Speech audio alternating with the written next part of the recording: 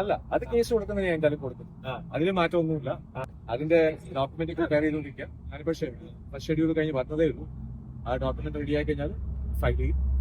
പോലീസിൽ ആദ്യം കംപ്ലൈന്റ് ഉണ്ടാവും, അതുകൂടാതെ കേസ് കൊടുക്കും. കാരണം ഈ എന്തും എഴുതാം എന്നുള്ള ആ ഒരു തോന്നിയവാസം നമ്മൾ പ്രൊമോട്ട് ചെയ്യുന്ന പോലെ ആവും മിണ്ടാതിരുന്നു കഴിഞ്ഞാൽ. ആരെങ്കിലും റിയാക്ട് ചെയ്യാം, ഞങ്ങൾ എന്തായാലും റിയാക്ട് ചെയ്യും. എന്താണ് പറയാനുള്ളത്? ന്യൂസുകളെ കണ്ടപ്പോ എങ്ങനെയാണ് തോന്നിയത്? എന്താണ് തോന്നിയത്? സന്തോഷം. ഞങ്ങൾ കുറെ ചിരിച്ചു, നല്ല കോമഡി, നന്നായിട്ട് ചിരിച്ചു. കാരണം ഞങ്ങൾ ഹാപ്പി ആയിട്ട് ഞങ്ങൾ ട്രാവൽ ചെയ്തിരിക്കുമ്പോഴാണ് ഞങ്ങളുടെ ഡിവോഴ്സ് കഴിഞ്ഞു, അടിച്ച് പിരിച്ചു എന്നൊക്കെ പറഞ്ഞ് എന്തെല്ലാം ഈ എഴുതുന്ന മെസ്സേജ് അയച്ചു, നിങ്ങളുടെ പിരിഞ്ഞ എന്താണ് സത്യാവസ്ഥ എന്നൊക്കെ ചോദിച്ചിട്ട് ഞാൻ പറഞ്ഞ ആ ന്യൂസ് ഒന്ന് പോസ്റ്റ് ചെയ്യാൻ പറ്റുള്ളൂ. അത് ഞാൻ കണ്ടിട്ടില്ല. ഒരാൾ പറഞ്ഞിട്ടാണ് ഞാൻ അറിയുന്നത്. ഇടയ്ക്ക് ചോദിക്കുകയും ചെയ്തു ഞങ്ങളുടെ ജീവിതത്തിൽ ഇപ്പൊ ഏതോ എവിടെ പറഞ്ഞതെന്ന് എനിക്ക് ഓർമ്മയില്ല. ചോദിച്ചപ്പോ ഞാൻ പറയുകയും ചെയ്തു ഞങ്ങളുടെ ജീവിതം എങ്ങനെ പോകുന്നു ചോദിച്ചു കഴിഞ്ഞാൽ അത് യൂട്യൂബുകാർക്കല്ലേ അറിയും. കാരണം ഞങ്ങൾ എന്താ ചെയ്യേണ്ടതെന്ന്, നാളെ എന്ത് ചെയ്യണമെന്ന് പറയണത് നിങ്ങളൊക്കെ. അത് എന്ത് ധൈര്യത്തിലാ ചെയ്യുന്നതെന്നുള്ളത് എനിക്കറിയില്ല, ആരാ ചെയ്തതെന്ന് എനിക്കറിയാം. പക്ഷെ കൊള്ളാം. ഞാൻ കഫേ വൈബ് എന്ന് പറഞ്ഞൊരു ചാനലിനെ കുറിച്ച് ഞാൻ പറഞ്ഞിരുന്നു.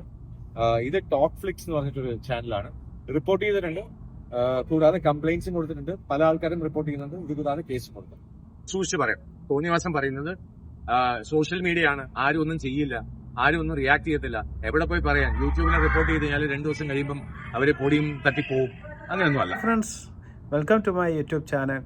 അപ്പോൾ വിവാദങ്ങൾ ഒയ്യാതെ തന്നെ പിടികൂടിയിരിക്കുകയാണ് നമ്മുടെ ക്രിസ് വേണുഗോപാലിനെയും അതുപോലെ തന്നെ അദ്ദേഹത്തിൻ്റെ ഭാര്യ ദിവ്യ ശ്രീധരനെയും. തീർച്ചയായിട്ടും ഒരുപാട് വിവാദങ്ങൾ അവരുടെ വിവാഹവുമായി ബന്ധപ്പെട്ട് ഉണ്ടായതാണ്. എന്നാൽ അതിനുശേഷം ഒരു ഇടവേളയ്ക്ക് ശേഷം ക്രിസും അതുപോലെ തന്നെ ദിവ്യയും മാധ്യമങ്ങൾക്ക് മുമ്പിലാകെ വന്നിരിക്കുകയാണ്. ഇതിന് മുന്നേ തന്നെ വേണുഗോപാൽ സാർ പറഞ്ഞിരുന്നു, ഇതുപോലെ തന്നെ വൃത്തികെട്ട കമൻറ്റും അതുപോലെ തന്നെ മോശമായ രീതി സമൂഹ മാധ്യമങ്ങളിൽ തന്നെയും കുടുംബത്തെയും വലിച്ചേക്കുന്നതിനെതിരെ താൻ ഏതായാലും കേസ് കൊടുക്കുമെന്നും നിയമ നടപടികളായി മുന്നോട്ട് പോകുമെന്നും അദ്ദേഹം ഒരു പ്രാവശ്യം വാർണിംഗ് തന്നതാണ്. തീർച്ചയായും അതിനുശേഷവും അദ്ദേഹം ചില ചാനലുകളുടെ പേരുകൾ തന്നെ വളരെ വ്യക്തമായിട്ട് പറയുന്നുണ്ട്. നെറ്റ്കഫേ എന്നൊക്കെ പറയുന്ന ചില ചാനലുകൾ വളരെ മോശമായ രീതിയിൽ ദിവ്യ ശ്രീധരനും അതുപോലെ തന്നെ ഇദ്ദേഹത്തെയും വളരെ മോശമായ രീതിയിൽ ചിത്രീകരിക്കുന്നത് നമ്മൾ കണ്ടതാണ്. അദ്ദേഹത്തിൻ്റെ കുടുംബത്തിൽ എന്താണ് ഇത്ര അസ്വസ്ഥത എന്ന് മാധ്യമങ്ങൾക്കാണ് കൂടുതൽ അസ്വസ്ഥത എന്ന് തോന്നുന്നു. തീർച്ചയായിട്ടും അദ്ദേഹം കുറച്ച് സ്വൈര്യ ജീവിതം നയിക്കുന്നതിലോ വിവാഹം കഴിക്കുന്നതിലോ കുടുംബമായി ജീവിക്കുന്നതിലോ ഒരുപാട് ചാനലുകൾക്കും കുറച്ച് യൂട്യൂബുകാർക്കും ഒരുപാട് പ്രശ്നമുള്ളതായിട്ടാണ് തോന്നുന്നത്.